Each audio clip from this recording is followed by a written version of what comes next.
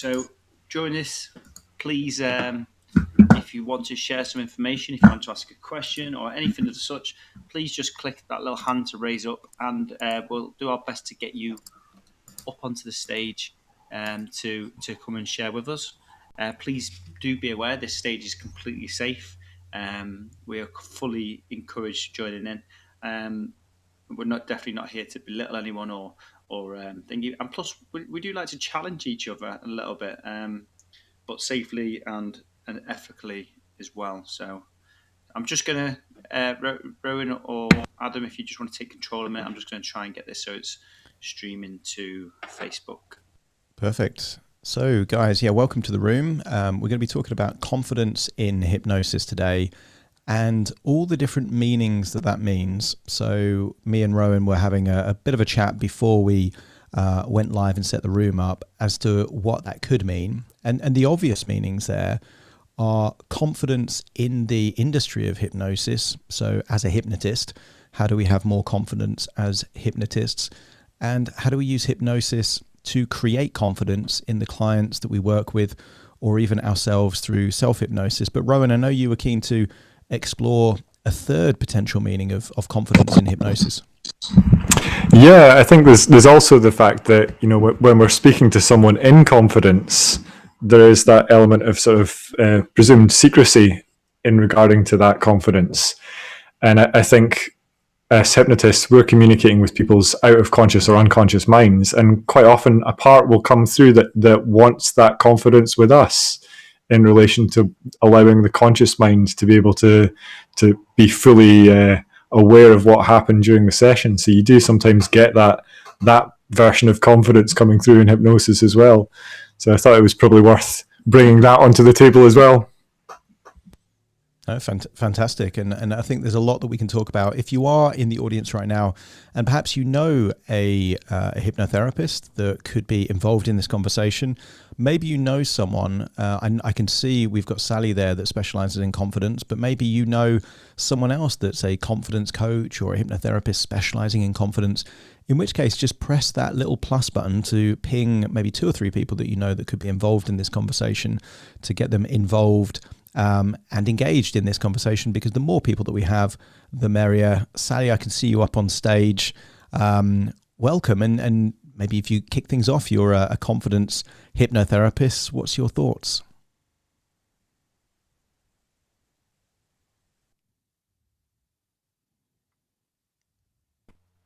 Sorry, Adam, were you asking me or anybody? I was, yeah. You Right, sorry. You came up on stage there, Sally, and I don't know if we made you come up or you raised your hand.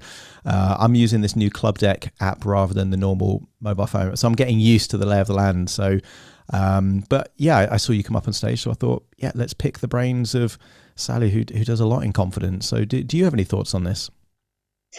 I think the confidence in hypnosis can be taken in a lot of different ways, like you said, about having, like the hypnotherapist having confidence in their own skills, in what they offer clients. But also I've started working with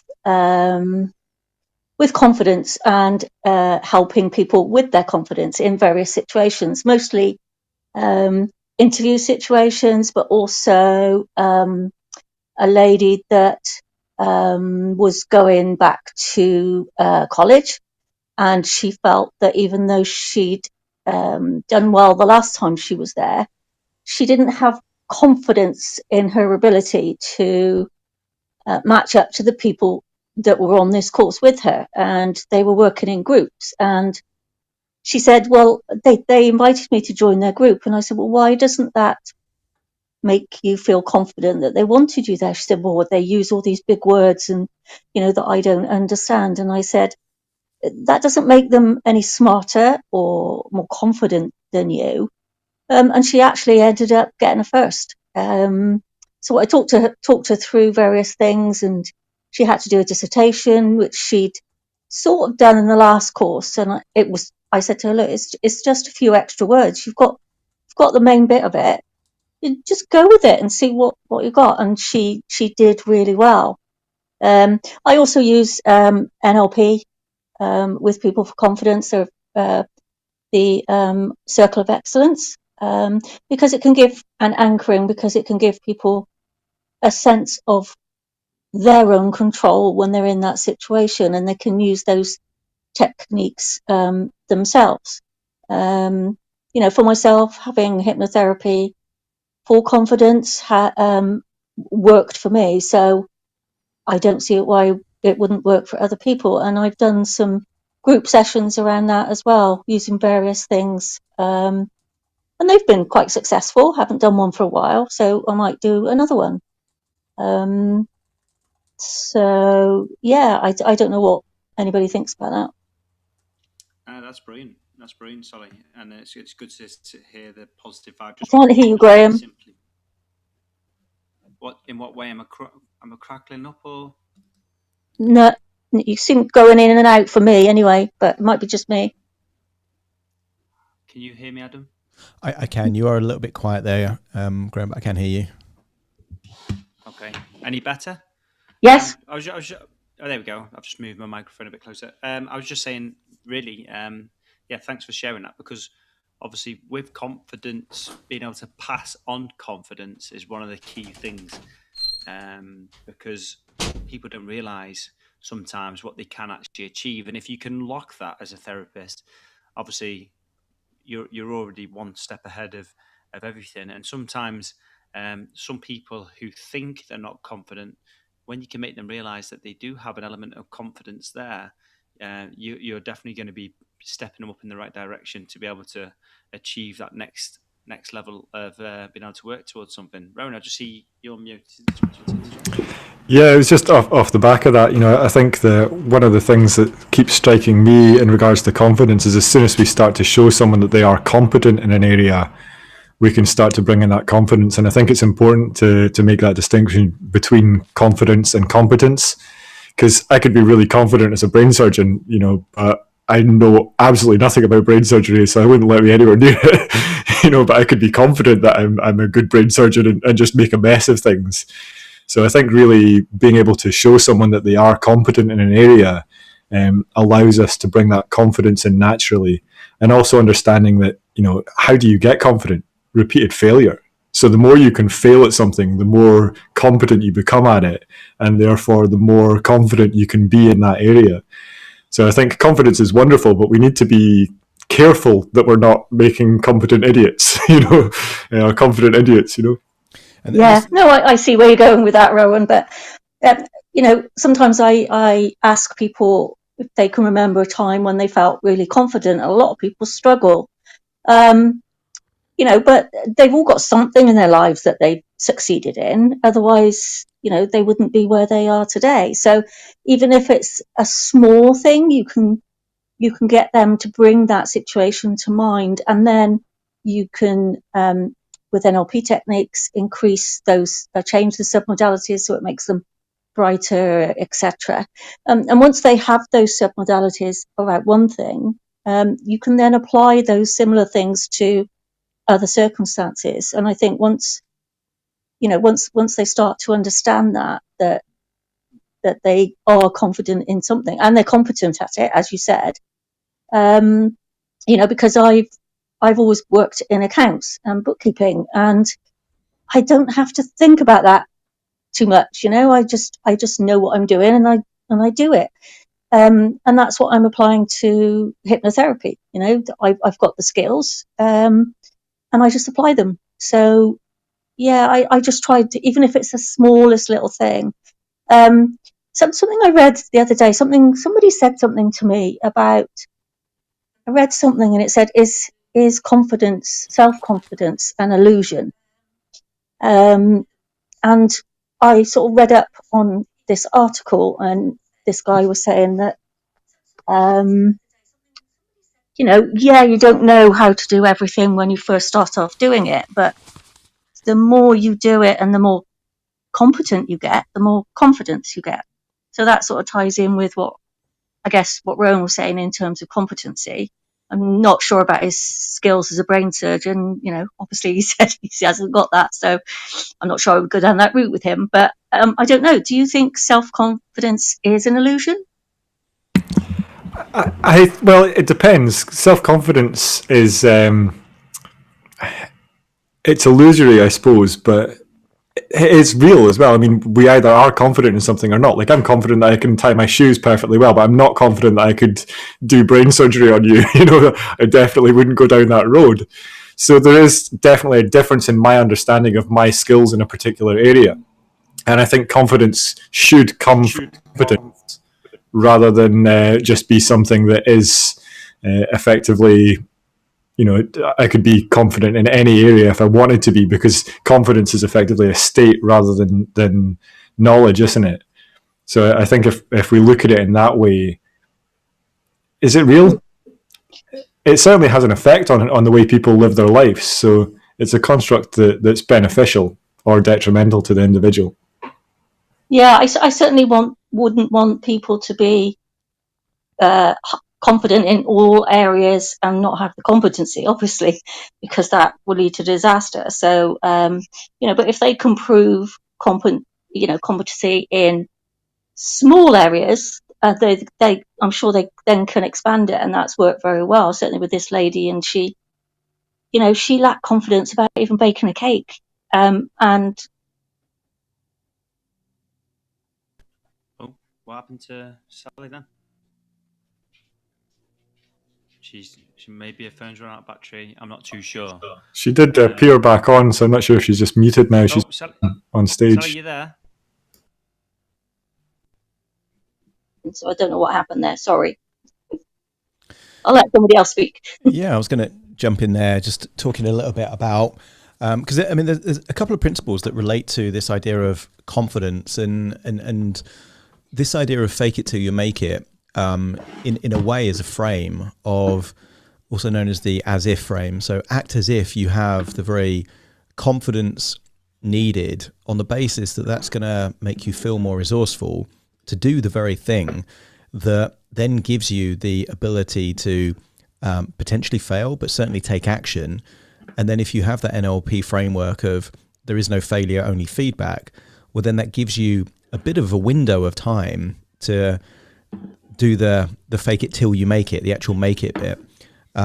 So there is an element of that, and certainly I've used that principle several times. And I think there's an element here of, if you have the physiology and if you have the inner dialogue of being confident, do I think that's going to increase your probability of being competent in that area? Well, I think in certain areas it is. In performance, in, let's say less technical things, I think it probably will really help. But the other end of that spectrum, I think, is the Dunning-Kruger effect, where you have this kind of overestimated sense of ability or knowledge or expertise, and not really the competency to back it up. And in that kind of situation, I think it can be reckless or dangerous. But having said that, over the last few years, with things like social media, with things like YouTube, and I mean, you could argue that Donald Trump at some level is a good example of a heightened sense of confidence in a particular area. But in certain games, perceived confidence is genuine influence, and therefore you do fake it till you make it, and you have that power. So I do think that confidence is a very, very powerful, resourceful state. Does it guarantee competency? Absolutely not. You need the sensory acuity. You need to pay attention to what's wrong and improve, and ideally find a role model to learn from. But I do think it's a genuine, useful, resourceful state. And as a hypnotist, I get people thinking of times that they were confident. I love the circle of excellence as a protocol to get people anchoring confident states. So I don't look at it as the be all and the end all, but it's certainly a resourceful state to help people move in the right direction is my thoughts on it. But we do have to be wary of the Dunning-Kruger effect.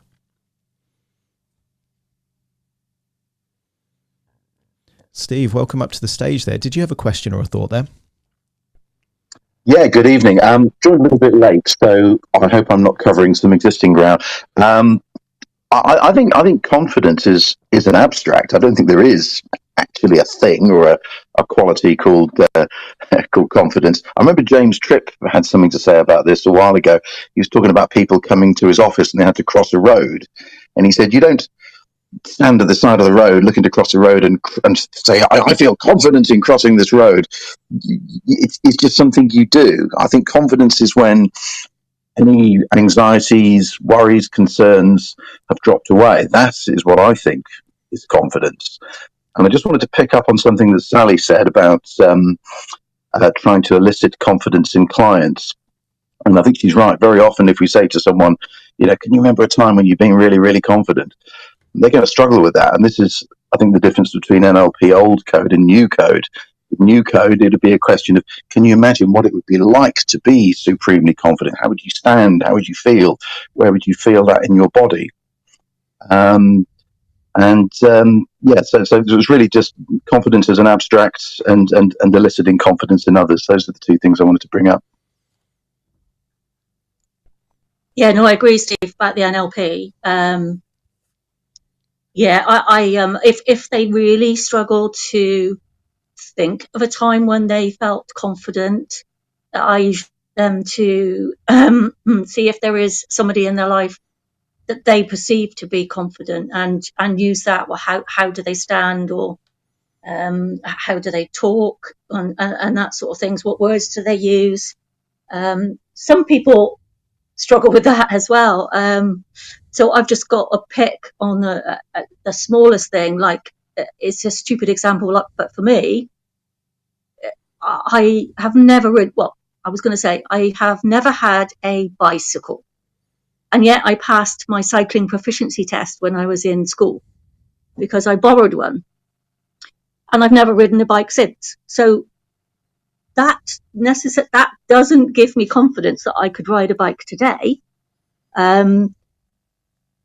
But I guess that could come back if I ever did want to ride a bicycle. I don't know. I think that's really interesting, because if you look at my confidence in my ability to ride a bike, like there's maybe question around that in regards to what you're saying there, Sally. But are you confident that you have ridden a bike? It's like, do you have confidence to tie your shoes in the morning, or are you confident that you could tie your shoes? There's all different language that you use, and it gives you that ability to create that confidence. And I think, what Steve was saying there is correct. Confidence is effectively a state of no resistance in some area of your life. Yeah. So if you can find that place of no resistance, then you can bring that into what you're doing. But equally, if you can look at the resistance that you've got, and say you are competent in riding a bike, say you're competent, you do like downhill mountain biking or something like that, and you're competent, but you're still lacking confidence in your abilities, then you can look at that resistance and see if it's valid or not, and destroy that resistance as a way of bringing in confidence. Does that make sense? Yeah. No, it does make sense. Yeah. I've got no desire to ride a bike now at my age, to be honest. I think it would just be too hard for me. But again, is that a lack of confidence, or is it just a lack of me not wanting to do it enough? I guess you could say it's both in one way. But it's just a stupid thing. Because people say, well, I've never owned a bicycle in my life, and yet I passed that. So, I've got the badge to prove it. But I just always think about that yes, even though I didn't own a bike, I was confident enough that I could pass the test. So I don't know. Now I'm not so sure. Sally, can I first just confirm, is my sound any better? I've got a few messages. Yeah, is that sounding clearer? It sounds better. I can't see you on stage though. I am. Yeah, you can hear me. But also, Sally, I just want to let you know, literally, it is as easy as riding a bike. You can do it. I had to throw that in there. But it's really interesting, really, because for me, and I really do. I love that terminology of you've passed something, but does it mean you can complete it? And this is something that's very very familiar in many different jobs. Like, for example, my trade as a vehicle mechanic. There's many people who've been to college, been into the schooling program. They've completed it. They've changed valves on the top of an engine. They've done the timing belts and stuff like that. But when it comes to completing their very first ever task, they haven't got a clue what they're doing, because it's not that training module. It's not that mock setup. So therefore, it makes it all of a sudden more difficult. So that's down to the environment rather than the skill. Absolutely. And it comes down to that thing of, oh my God, if I actually mess this one up now, it's going to cost a lot of money too. And it's quite interesting, really, because my perceivement of hypnosis has always been hypnosis is confidence. If you haven't got confidence, you will not achieve hypnosis. Why? Because that person who's sat in front of you, and I've always liked to use the terminology of a cutthroat shave. If we was to sit in a barber's chair and ask for a cutthroat shave, and that person said, "Oh yeah, we've got Dave here. He's learning. You're actually going to be his first client. Do you think I'm going to get someone with a razor blade that could literally slice my throat at one little slip, or leave an everlasting scar near me? I think not." Just like the same way with hypnosis, people think you're controlling people's minds or whatever it may be.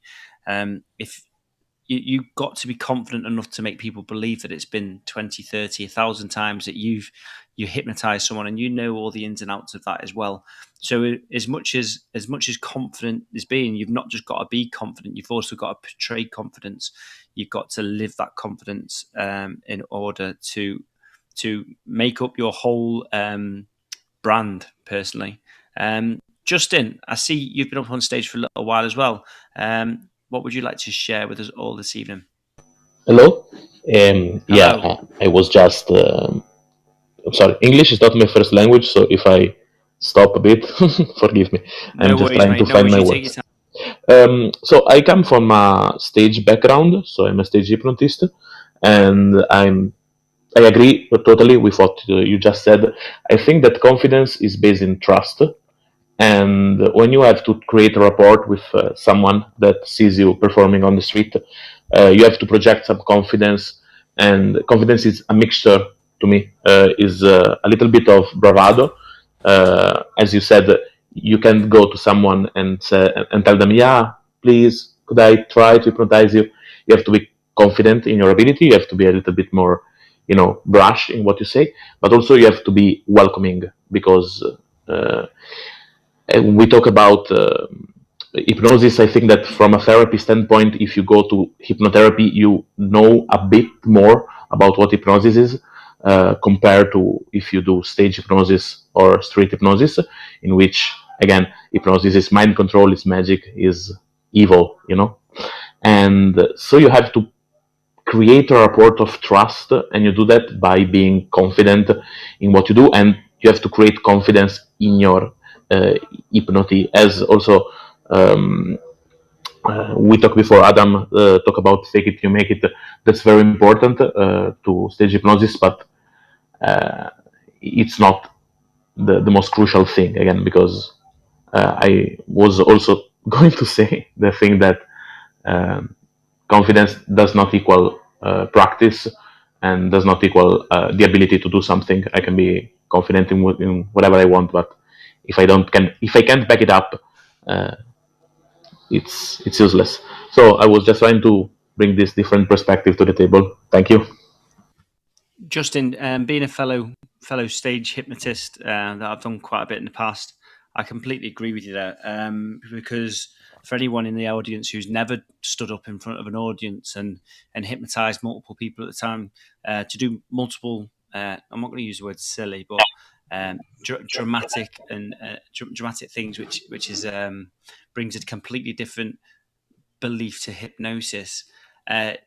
A lot of the time, you've got to fall into a category of what then people already believe, and if you don't fall into it, then you're not going to achieve hypnosis, and that And also, it's not always just your hypnosis skills that you need to be confident in order to achieve that stage show. You've got to understand stage management. You've got to understand personal management. You've got to understand what if someone's not right, how are you going to do that? You've got to be able to understand music management. You've got to understand audio equipment management. So confidence is absolutely key when it comes to stage work, because one little thing you're taking too long in, your wording has got to be perfect as well, because if you hesitate with something, someone can easily switch off and bring themselves out but due to the fact that they're simply not feeling comfortable with you. So yeah, absolutely on point there. Leon, I see you requested to come up. Is there anything you'd like to ask? Hi. Thanks, Graham. Hi everyone. No worries. It's nice to be here. I just wanted to share. It's quite interesting to hear us to getting the sort of objective sense of what confidence is. I think that often it isn't related to a specific competency. It can often be, when people maybe come thinking about their confidence, it can be like a self-esteem, how they feel about themselves, or self-efficacy, or self-worth, value kind of things. Often I think confidence is a word that is often used, that people, when they think of those kind of things, confidence can be connected with that. And I also wanted to add that I think it was Steve that mentioned about walking across the road. I think for me, the things that I do well or competent or perform well, I do them naturally. When I go to the shops, I don't have to get myself confident about it. When I go for a walk, I don't have to get my confidence up. Like when I wash the dishes, I don't get confident about it. It's like a lot of the skills, my skills, as I understand them, I just do them in a natural way. And so maybe sometimes there's a confidence idea that we think there's something that needs to be added.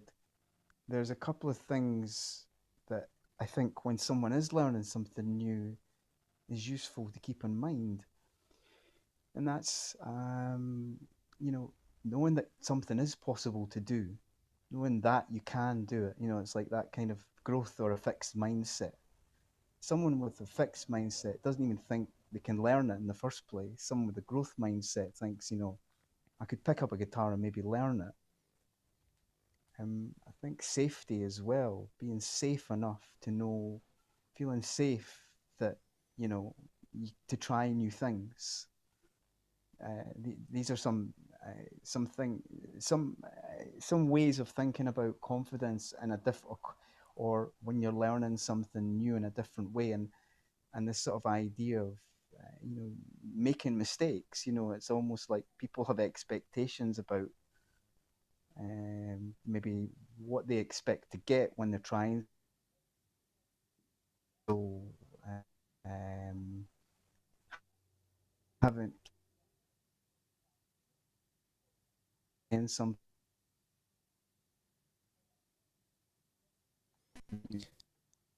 I think Leon, we might have lost a bit of audio there. It's much more manageable. Hello?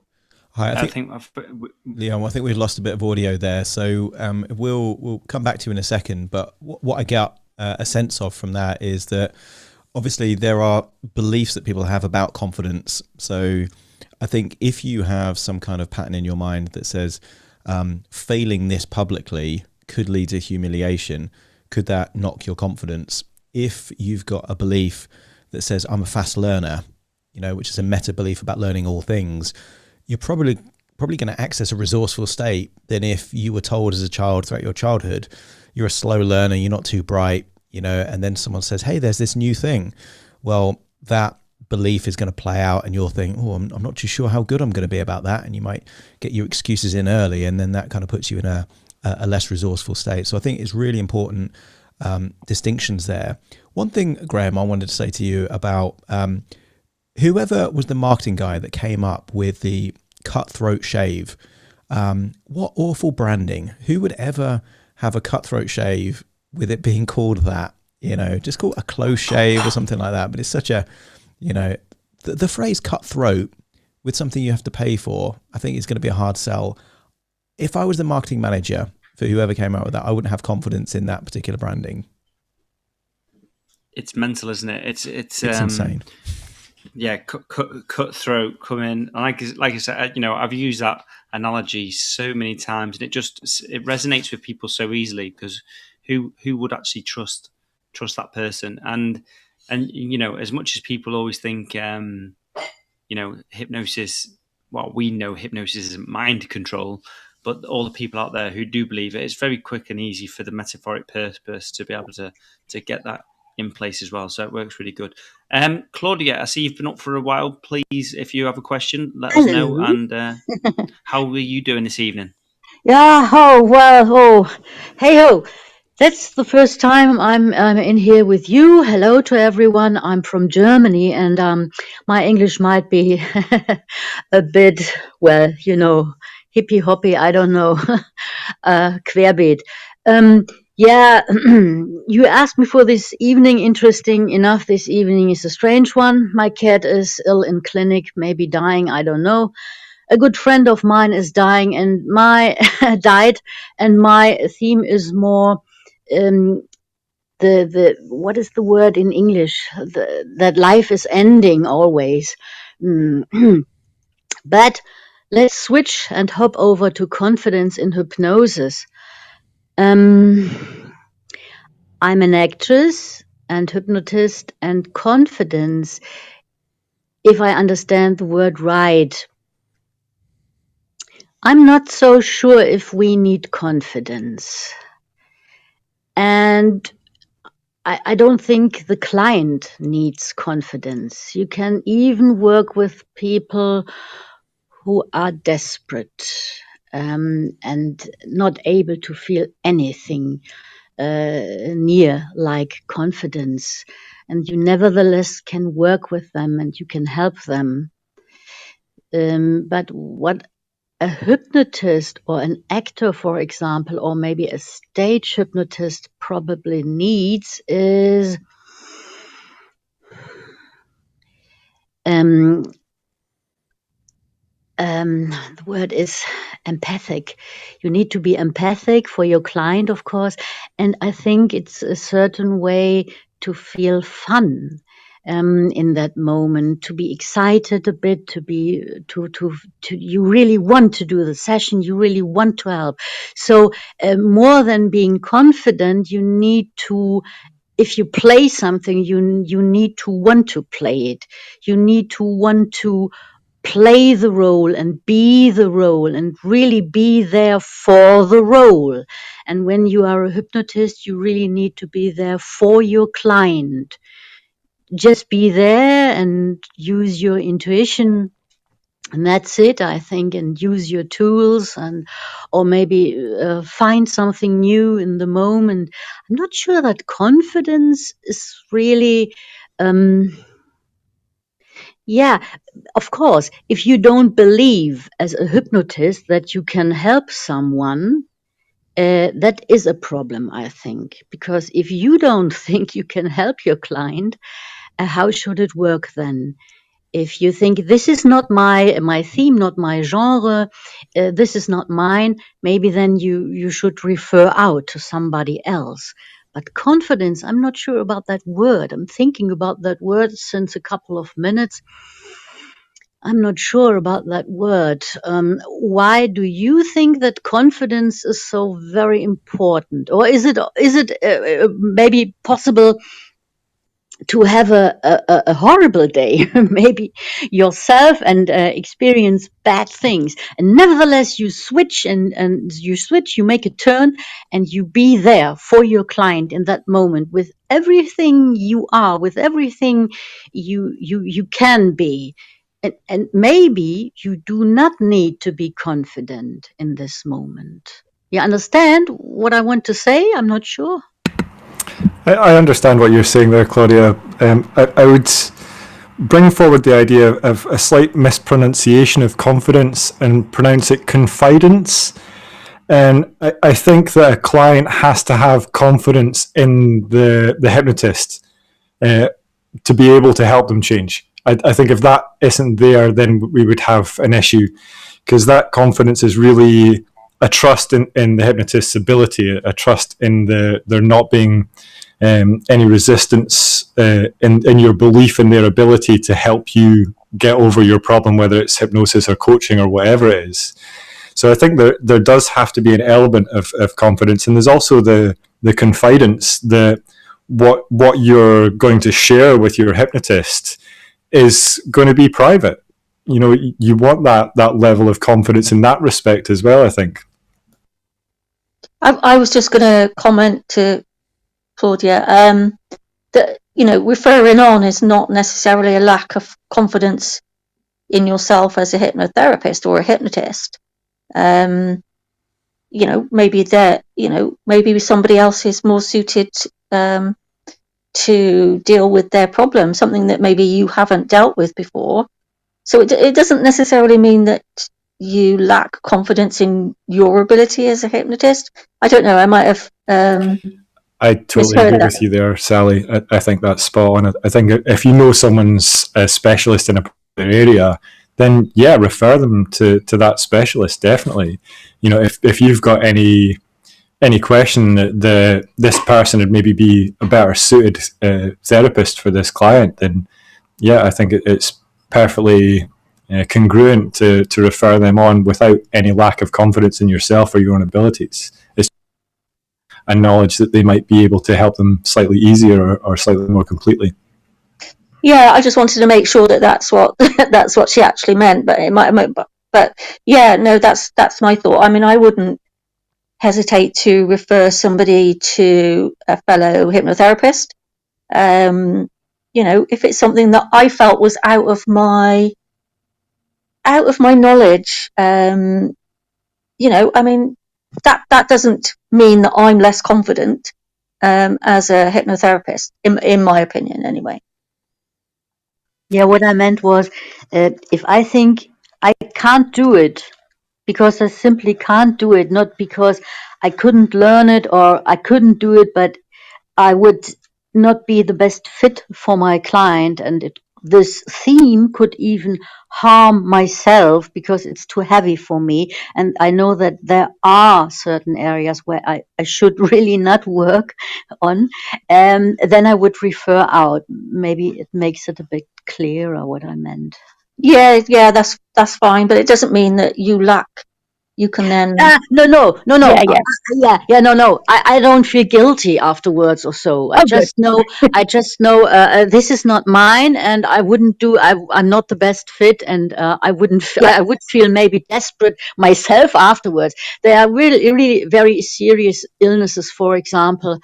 And I know, no, I couldn't do it. I couldn't do it. It would be too much for me. I know some therapists do everything. It's fantastic, of course, but I couldn't.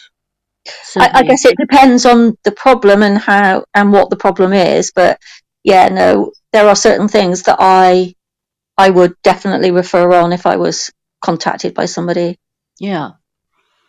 But back to I didn't understand the difference between confidence and confidence. Confidence is when you have hope, when you are in a good mood and think, yes, I have hope that this can be good. Am I right?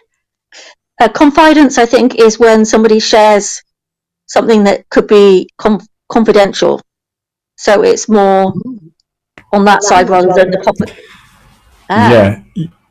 Yeah. So these are two different things: confidence and confidence. No, they're the same word effectively, just slightly different pronunciations of it. And confidence, to tell someone something in confidence means you're telling them in private, in secret, effectively. And it's this element of trust between two individuals that this isn't going to go any further. So confidence really means to have trust in someone's ability, or have faith, or rely upon someone. So that's the sort of the meaning of it in English. I experienced something very interesting myself after having a very, very, very heavy accident in 2014.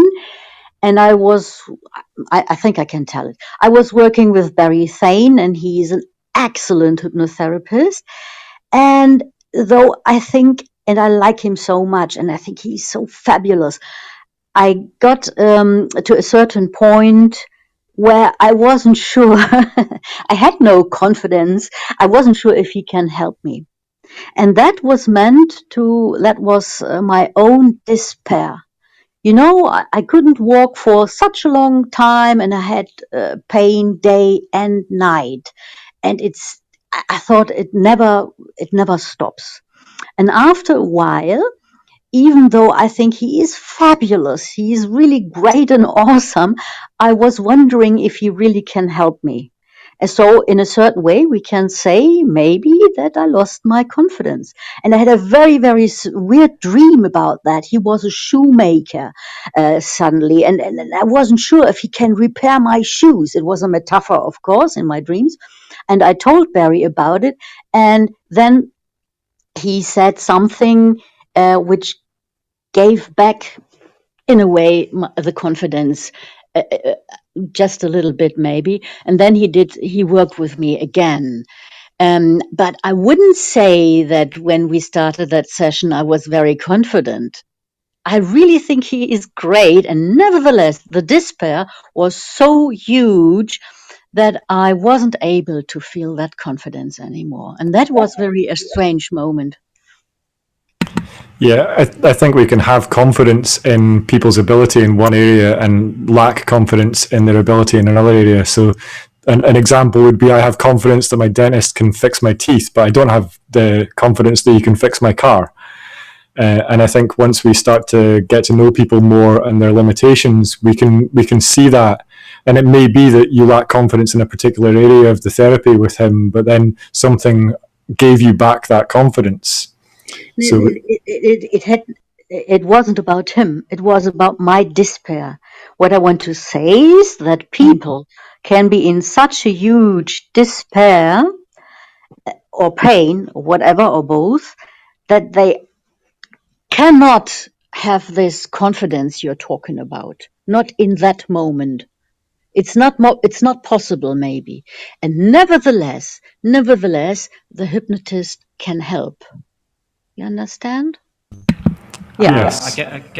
I get where you're going here, Claudia. So obviously, in some cases, the way I think maybe the misconstrued in there is, obviously we're talking about the confidence of the hypnotist as such, and as much as the client needs to, you want them to be confident that you can do the job.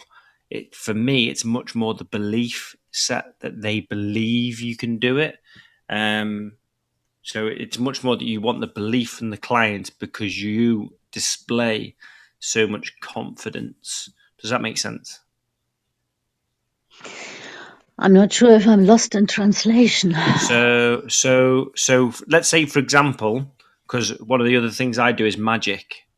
If I was to come up to you and say, I do some magic, but I dropped all my cards on the floor, you wouldn't believe I could do magic because I'm not showing a level of confidence. I'm not showing a professionalism. Yeah. Yeah. So if I was to come to you as a hypnotist, I have no social proof. You don't know anyone who's been hypnotized by me before. When I'm talking to you, my credibility is low in the way that I'm not really making sense. You wouldn't believe I could hypnotize you because I'm not showing a level of confidence and competence. Now Does that make sense? Interesting. It's interesting what you say, but I think that I disagree a bit, because I don't know if it is about the German clients or what. My clients, most of them, do not believe in hypnosis. They do not believe, really not for 100%, that I can help them. They are just desperate or nosy or open-minded or whatever, and they try it. But many of them tell me, I'm not sure. I really don't know if I believe in that stuff, and so on. Yeah. And then I tell them some things, and they still are not convinced.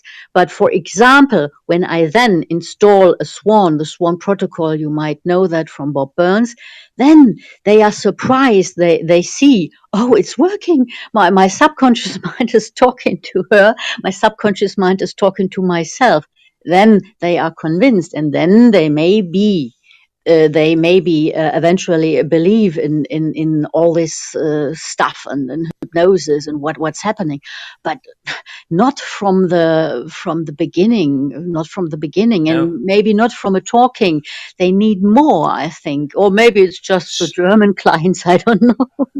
No. That is 100%. So at first they wouldn't have seen your confidence until the moment you started to display it.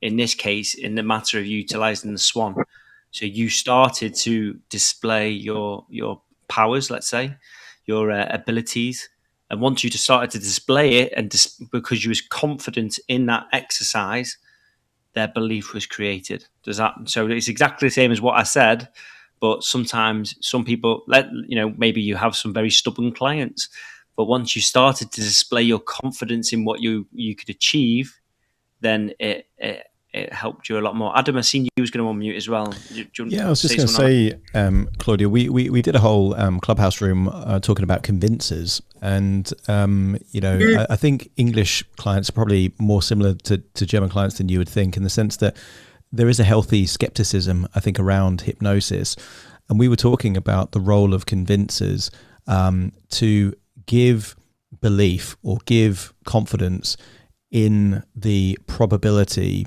that hypnosis could be effective for them. And I see convincers as a way of building up confidence. I look at confidence similar to how I look at anxiety, and that it's a dimmer switch, not a binary switch. It's not you either have confidence or don't. It's that confidence can increase or decrease. And I find a useful model for confidence to use the Tony Robbins definition of confidence, and that is a sense of certainty. So on a scale of 1 to 10, what is your sense of certainty that you can do, let's say tying your shoelaces? Well, that might be 10 out of 10. What's your sense of certainty that you can do magic? Well, in my case, 0 out of 10. So I don't have any confidence there. So that sense of certainty is a good element, and that exists within us as the hypnotist, but it also exists in the client. So when your clients arrive, they might have desperation as their dominant emotion, and a very low sense of confidence that you can communicate with their subconscious mind. But the moment they see that Swan Protocol and they start seeing the twitches and the ideomotor responses, that could shoot up. That one convincer strategy could give them a sense of maybe not certainty straight away, but possibility that, oh, maybe something's possible here. And I think the role of the hypnotist is to utilize these different emotional states to create a response. At a very basic level, you could say hypnosis is linking an emotion to a suggestion. And I think confidence is one of those useful emotions. So if you can give someone a sense of certainty that this thing that they've been stuck with for years could change, well, then you've got a stepping stone to create the very change necessary for it to stick, and then give them a sense of certainty through future pacing or pseudo-orientation in time that this isn't a temporary thing, but this could actually change the trajectory of their life. And I think all of these things is about linking an emotion to a suggestion, creating a different neural pathway or possibility for them. So that element of, defining confidence as a sense of certainty is helpful, because then it exists within us, it exists within the client, and it also gives us a metric to say, to pay attention to the nonverbal clues that could give us an idea that confidence is low. And if any of us in this room said, what does someone look like that lacks confidence? We're probably, even if we all separately wrote a list of adjectives and body language, we're probably going to have 90% of the same things on there. And then if we said, what are the characteristics of someone very high in confidence? Well, it's probably going to be different body language, probably, holding eye contact and shoulders up and all this kind of thing. And I think the other thing I wanted to kind of add into this conversation is the context. I think there is two main types of a sense of certainty or confidence that we can talk about collectively when we talk about confidence. One is this task specific or more competency level of confidence, which is your ability to do something or your confidence specific to a particular area. Graham is very confident in terms of magic. Rowan is very confident in terms of his memory. Having confidence in these specific areas is going to fluctuate massively. So could someone say, I'm a confident person just because they can tie their shoelaces? I don't think they could. But then I think you've got this more meta definition of confidence, which is more akin to personality or social skills and things like that, where you could label someone a confident person because they're good in social situations and communicating effectively and things like that. So it doesn't help really that we've got one word that's got about 10 different meanings and we're having a conversation about all of it.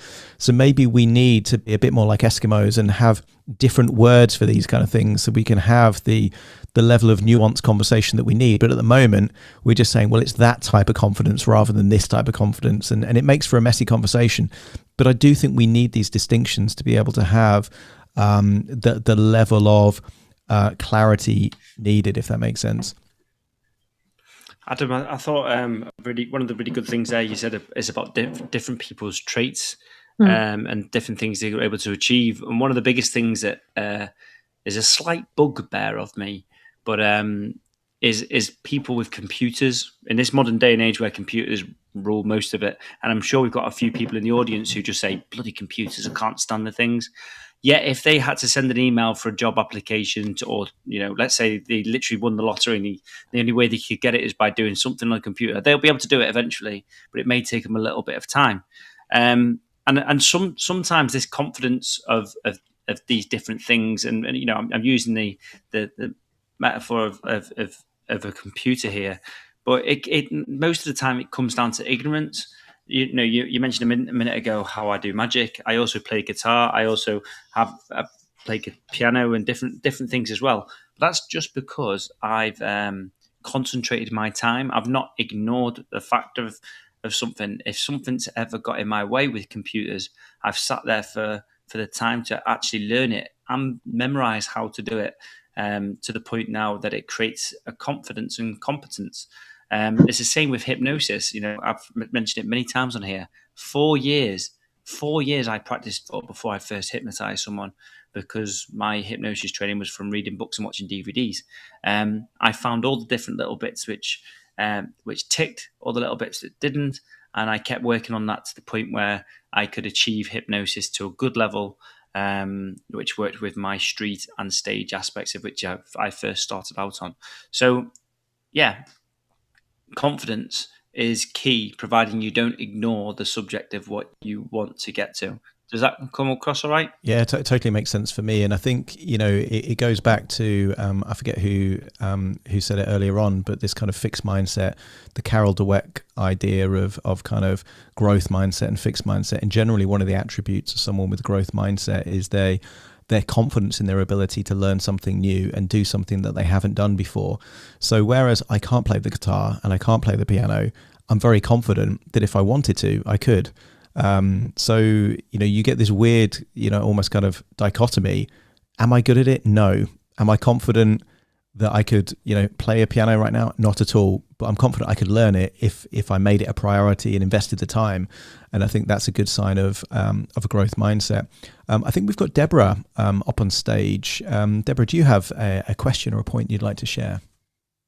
Yeah. I wanted to say that with confidence as well, I think there's also this element where a lot of people, and I'll use hypnosis as just the guidelines for it, where you could get someone who's really great at hypnosis and they don't feel confident in themselves as a person or in their work.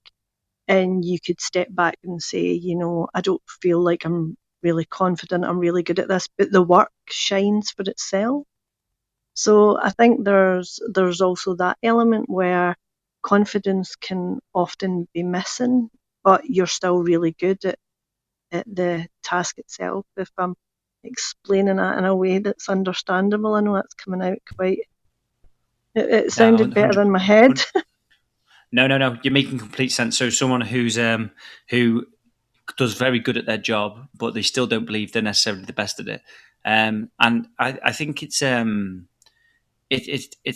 me, it's like an inner child sort of thing. Someone who's probably been put down by parents or something like that, other family members when they were younger. But then it's that factor of that when they actually come to doing it, they don't realise, but they're actually a different part of their brain, their unconscious, subconscious, whatever you want to call it, is actually taking control to the fact that they want to achieve the positive for them people. And during that moment, they will do it. But if ever it comes to talking about themselves, then imposter syndrome sort of takes place and takes control of them over that way. Is that more how you want to go about it? Yeah, it's like that's exactly it. So when they're doing the job, they are the confident states and executor, and then when it's over with and they sit back and another state's in place saying, you're not really good at that, I'm not too sure, but and you're like, well, the client, you know, was great afterwards, so I must be, you know, and you're questioning yourself. So I think confidence, so that's like having a really confident state that steps up then. So confidence is, you know, this is when I seen confidence in hypnosis, I was like, this conversation could go on forever. So yeah, thanks for listening. Yeah, I found my confidence increased when I was face-to-face networking a while ago now. But I was talking about two separate things. As I said, I was a bookkeeper, but my passion is hypnotherapy. And everybody said to me, why don't you do hypnotherapy? Because you just come alive when you talk about it. So I don't necessarily think that passion about something and the belief in it means you are competent in it. But if you have that passion and you want to learn enough, you want to learn and you want to be that person, then that could give you the confidence. I don't know if that makes sense.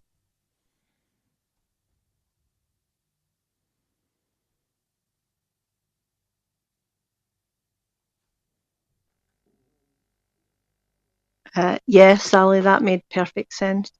I think it's that's the, if you're confident and if you want something enough, you can find the confidence to get through the learning and to get to there. And I think that in itself is a really rewarding way to actually get to from A to B. You get there with a pure heart, and your heart's really in it for reasons other than taking up a career or whatever out of necessity. Oh, thank you. Yep. So confidence really comes into play there, doesn't it? Yeah, it does. Yeah. I think it's very important to use the intuition to do hypnosis and to be nosy and what's the word, curious. I'm not so sure if this confidence is so important at all. I mean, when I understood the word right, confidence is a certain kind of hope and being positive and thinking, okay, this can work. That's fine, but I'm not sure if this is so important or if this is the only important thing in here. I would talk about intuition more maybe, and but that's not the theme, I know. But yeah, confidence really, I mean, is it so important? I think if I never had confidence when I went into a session with someone, I think I'd fall apart, to be honest. I think confidence for me, so maybe it's different for everybody, I don't know. But if I never had the confidence in being able to help them change, because it's a huge responsibility having their life in your hands. That change work is in your hands at that point in time. And I think I really personally need confidence for that, yeah. I need to be nosy and just sit there and listen, and I think, oh wow, a session, great. What does he has to say? And then I just see what happens and try to feel. I think feelings, emotions, intuition, that is really important. Confidence, of course, if you think, not you, but someone thinks, oh, I'm such a lousy hypnotist. How can I help this poor client? Oh dear. Of course, that would be really shit and that wouldn't work. But do you really need to be so confident all the time? Just use your intuition, use your feelings. It's just someone in need. And if you really want to help, and you really want to help, and that's maybe I'm talking about a wish inside the heart or so, then you will be able to help mostly, I think. I think the desire to help's important, and our belief in our ability to help the client's important. And I think being able to project an appearance of confidence to the client, so the client has confidence in you and your ability to help them, is important. But I don't necessarily think that you necessarily have to have complete confidence in yourself. And this is something that Bob talks about when he does his trainings as well, the Goldilocks Principle. And it's this story about this girl with blonde hair, and she's got almost like curly hair, and it's almost like got locks. And she's walking in the woods one day, and she comes across this house, and she goes in and she sees the table there, and it's got 3 bowls of shredded wheat on the table. And your brain's like, no, it's porridge, because everyone knows Goldilocks. But not everyone that comes into your office knows what you're doing. They don't understand hypnosis. They don't understand the different protocols and different techniques that you're using. So you have that ability to run on the Goldilocks principle, that they're not going to know what you're talking about. They're not going to know what you're trying to do in that session.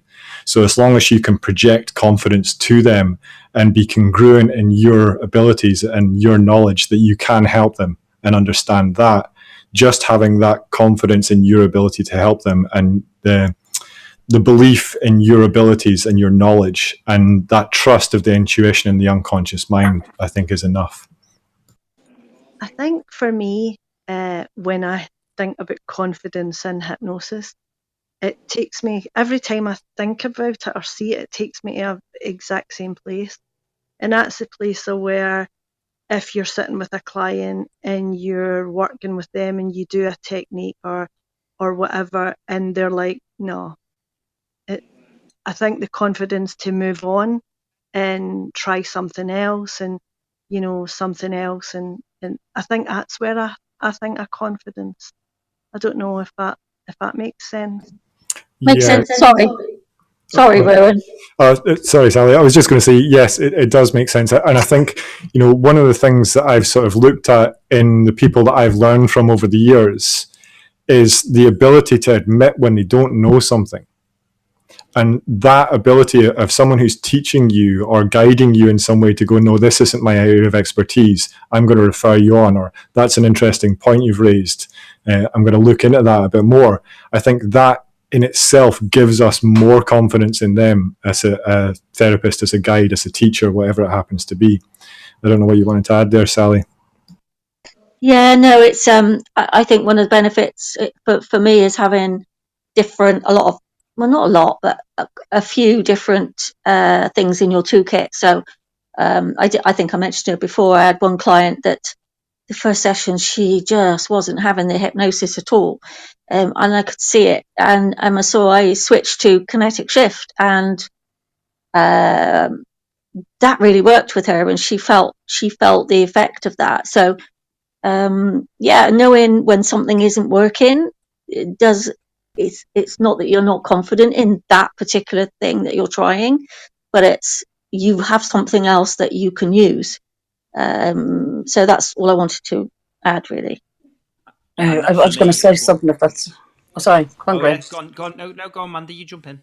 Yeah, no, I was interested in what Rowan said. I think it was Rowan said there about that you can have confidence and kind of not have confidence. Because for me, confidence, I think it was Deborah was saying, like when you're with somebody and you're actually working with somebody, you go into a space, and even Claudia was saying there, you're energetically you go into a space and you're working within that space of somebody, and as long as I'm doing it now, I have confidence when I have the person sitting in front of me. Or somebody came up to me and said to me, start chatting to me, I'd have absolutely no problem. I'd go into that place of, can I help? Yes, I can help. If I can't help, if I can't, I feel it's over my head, I'd pass them on to somebody else. But for me, the confidence is when I walk away or when I go to talk about myself.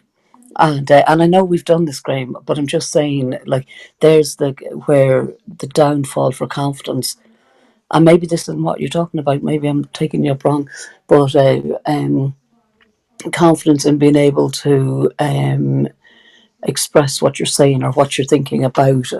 Like if, for example, if I wanted to, if somebody said to me, "What is it that you do?" and there's where my lack of confidence comes in. But yet I really do have confidence when I have a client sitting in front of me. So when Rowan was saying, I think, correct me if I'm wrong, Rowan, you were saying there about you can have that confidence and yet you can still not have confidence. And so that rang true to me. That would be me now.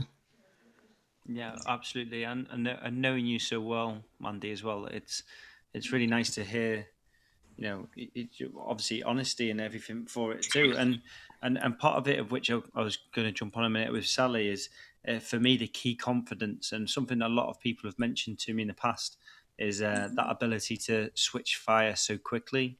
I can see I'm quite fortunate in the way that I can see something not necessarily working, and I'm confident enough just to move straight onto something different. And that and for me that comes back from my street hypnosis, stage hypnosis, magic sort of background, where not everything always goes right, and you need to be on your toes to be able to create that different thing. And because if let's say someone for smoking, and you think you're going to use just NLP alone, and they still look at you and like, nope, I just want to fag. And so if you just go, that's it, I don't know what else I can do. Whereas if in another way you can switch and say, oh, that's fine, that just indicates me to work in this way, and it takes you down a different country path to be able to make something a lot stronger.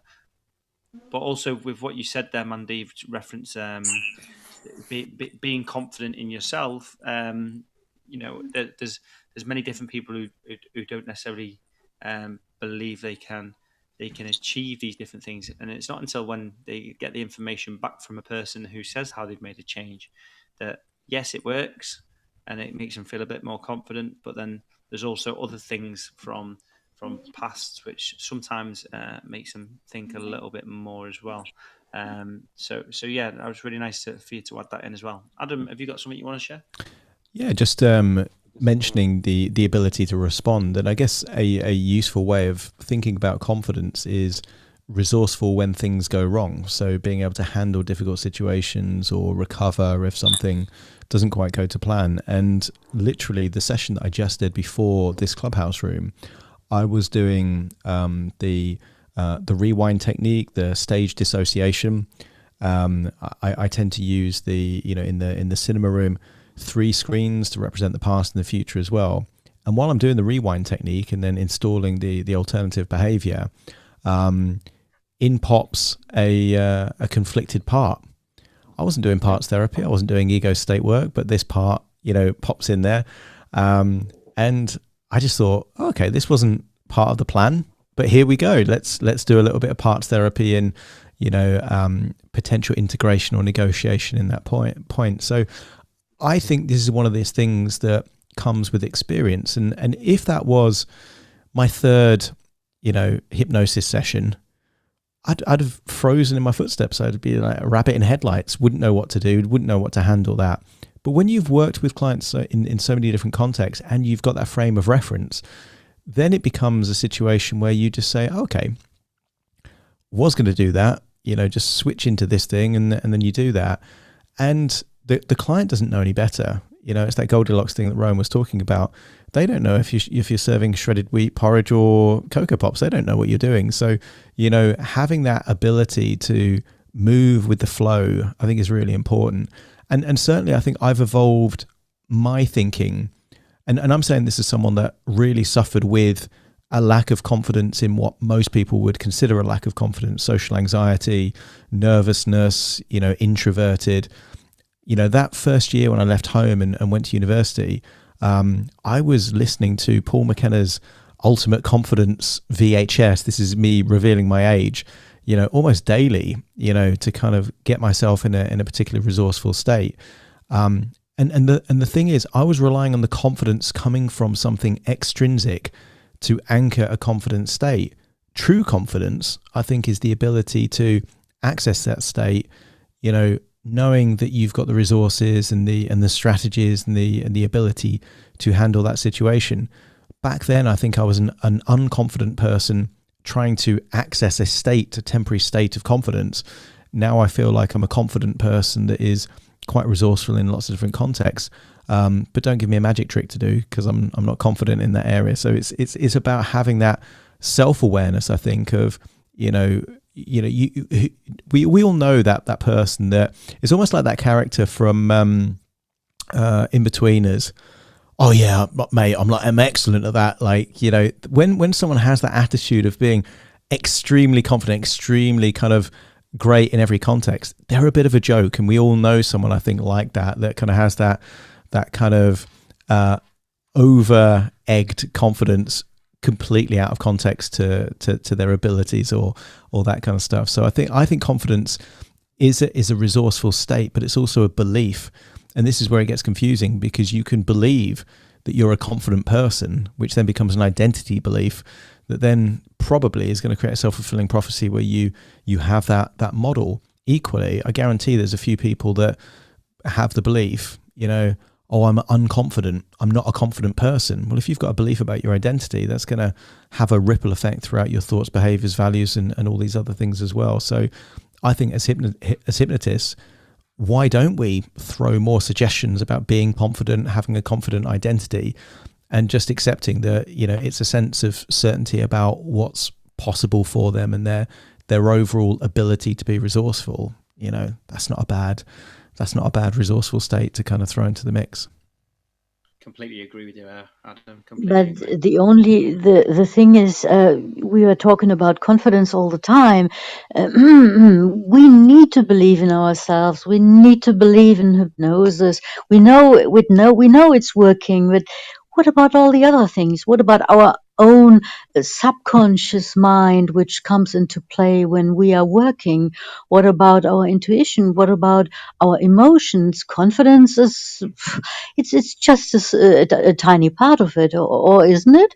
It's just my opinion. You've got to have confidence that aspect is going to work alongside you in order to achieve it as well, Claudia. Personally, if you know that emotion can assist towards something, then you've got to have confidence that you can display that emotion, not just looking fake in front of someone. You've got, I do believe there's an ever so slight, not language barrier, but just an understanding maybe of your understanding to ours. But you are pretty much still saying the same thing as us. But I'm actually inclined to agree with Claudia on that one. I feel like confidence is one ingredient of a whole, kind of store cupboard of things that you can throw in. I happen to think that confidence is a very good resourceful state, and it's a good set of beliefs to have. But equally, I don't think we should make confidence the be all and the end all. I think there are loads of really, really resourceful states. I happen to think resilience is probably more important than confidence. I happen to think that, tenacity is a really important resourceful state.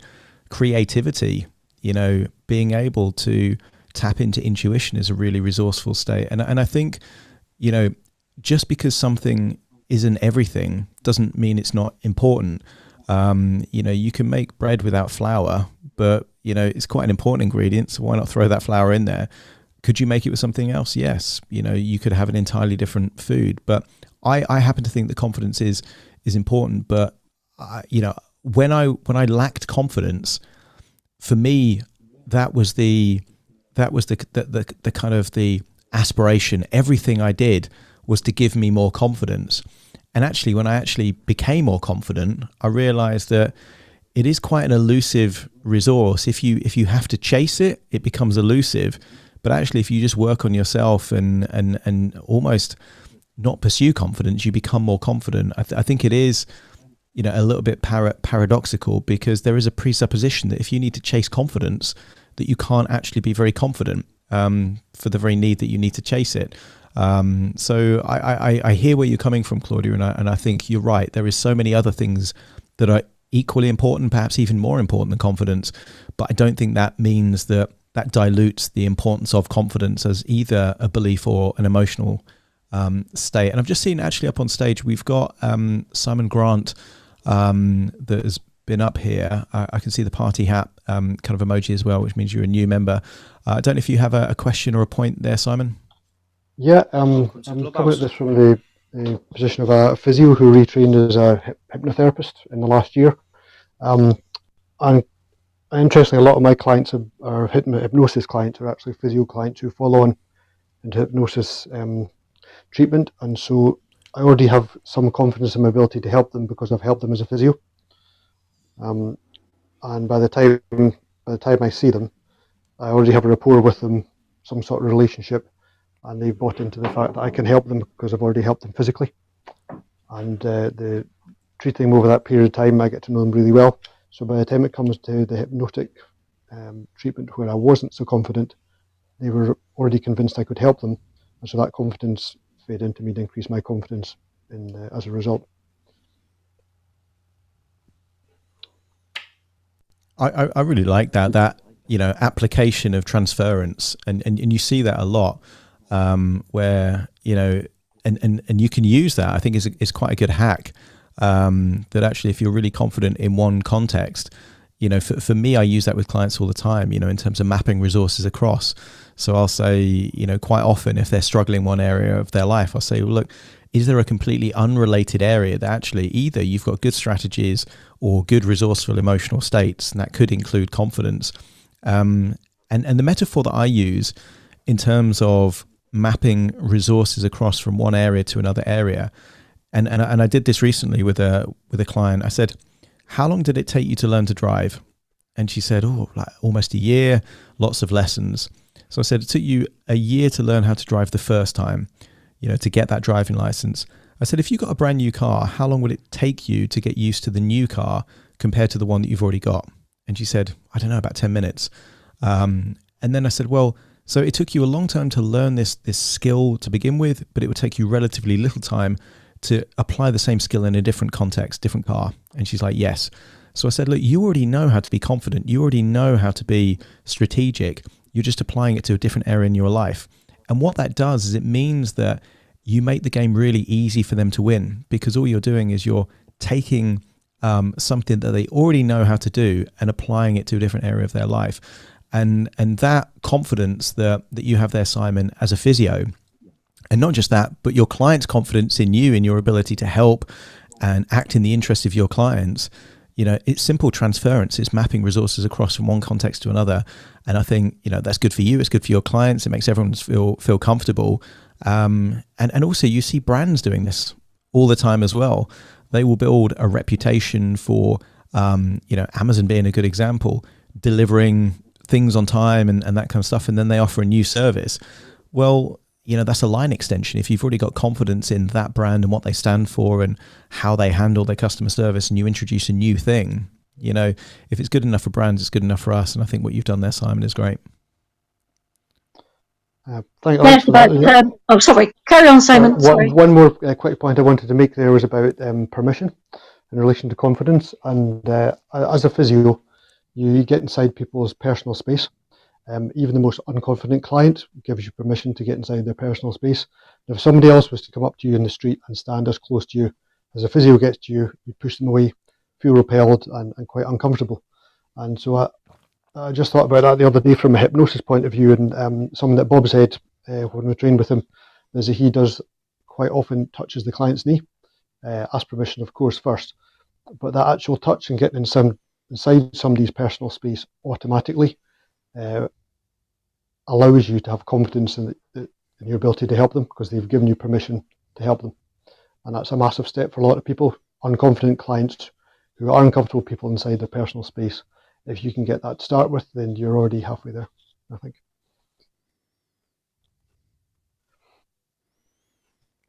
That's great. Thanks for that, Simon. Over to you, Sally. Yeah, no, I was just saying it's the same with everything. There's always transferable skills, isn't there? You know, when I've gone for, when I was employed job interviews, there's always skills that you've used in one job that you can use in another. They're not the same, but you can link them. And if you can get that straight in your brain, well, this means that's how that makes sense to me. So if it makes sense to you, but I just wanted to comment on Simon from a personal point of view. I'm not going to bang on about it, but I fractured my wrist in July, and I was having physio after the cast, and then they discovered that I had this CRPS syndrome, which is proving very frustrating and difficult. And the relationship between the physio and myself, you have to have confidence as well in their skills. And I wasn't really sure, because this hadn't been diagnosed. I guess they were doing what they knew about what works with most people after a fractured wrist or broken wrist, and yet this complication arose, and now I have to see a physio that understands that condition and therefore can treat you in a different way. And a lot of what they've said to me the physio is going to be is more about mind and brain stuff. I don't know if that makes sense to you, Simon, as a physio, but something that I've been working on myself in terms of visualization and breathing, and that is having an effect. Also the medication, that's having an effect now, but I don't know if that makes sense to you as a physio, Simon. Yes, yeah, definitely. And that goes back to what Claudia said about have the confidence to know your limitations and refer on to somebody else if you feel they can help. And also, having just read Bob's book, there's a huge part in that about placebo, in relation to the fact that even though a client knows it's a placebo, it still has an effect. So the mind part of it is absolutely massive in relation to physical pain, injury healing, etc. So 100% agree there. Brilliant conversation, really good, and welcome to the whole hypnosis world, Simon. Great to have you on board, and yeah, I look forward to hearing you more often in these groups and stuff, because we chat many different random things, and it's been really good this evening. I've just looked at the time, and an hour and a half has very nearly disappeared, so it's going to be time for us to slowly start closing this room down, but. We're coming to a period where we need to start thinking of more topics and everything. And if anyone here has ever got an idea for a topic, you can simply click either myself, Adam, or Rowan's name. Look at Instagram link, or if you know us on Facebook, please just leave us a message. We've been doing this now since February, and I'm still absolutely took back by how we have a different subject every single week, and we've spoken about so many different factors, and it would never be possible without having all you guys come up to share your information, and the discussion we've had this evening has really been able to assist us to take it to that level, and it's great. We want to be able to create sessions where a title can bring out very different emotions in people or different thought processes. So anyone who came up this evening, thank you very much for joining us to talk and to share that point. Adam, have you got anything you want to share? Oh, big swig of drink. Yeah, I was going to say, I was mid kind of gulp of tea there. I think overall, my kind of summary of today's thing is that we can definitely say that there are different types of confidence. Self-efficacy for me is the confidence in your ability to do something. You've got the whole self-esteem, so confidence about yourself, compare your ideal self versus current self, confidence socially and charismatically in different contexts, and a sense of certainty about anything. You can say, I'm confident in that. It means you've got a sense of certainty in that. So all different things. I believe that confidence is a very useful state. I think it's a resourceful state. And I think that the more confidence that we have, so long as we're going to back it up with a commitment to have integrity and also get proficient and competent, then it's fine. We do have to be on guard and vigilant, I think, against confidence without competence, which for me is blagging, it's fraud, Dunning-Kruger effect, whatever you want to call it. So I'm quite happy for people to fake it till they make it, but they do have to make it. They do have to kind of learn the lessons required and get good at this stuff. Otherwise, you're just a blagger, and nobody really wants to be a blagger. Rowan, what's your take on what we've covered today? Yeah, I think all your points there are spot on. The one thing that I would probably add is from my own experience with my social anxiety as well, was when I stopped looking for confidence, like you were saying, and started looking for congruence in myself and my abilities rather than trying to search for confidence. That's when I started noticing the shifts. So I think that sort of looking at what the resistance is, if you're looking for confidence within yourself, within your ability to do something, whatever it happens to be, or your confidence in a subject as well, just look for what the resistance is and see if that resistance is valid or not. Because if the resistance isn't valid, then the confidence will come through. Am I muted? No, I'm not.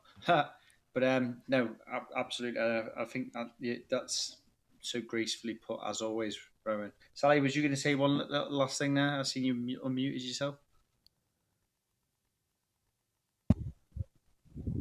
Sorry, I'm a bit quiet there. I just want to say thanks for having me on tonight. It's my first time on Clubhouse, so really enjoyed it. I'm sure I'll come back again at some point. It's brilliant to have you join us. Thank you very much. Everyone, please do keep an eye out. There'll be another topic coming out next Thursday. And yeah, as always, if you know some people who you think would enjoy this, if it's your first time here, we're here 9 till 10:30 every single Thursday, talking about a different subject about hypnosis. And yeah, it'd be great to see as many new faces and regular faces as always. But please never be shy to come and join in the conversation. It's a simple way of just getting a great discussion up and going. So everyone, thank you very much, and we look forward to seeing you all again next week. Take care, everyone. Bye-bye.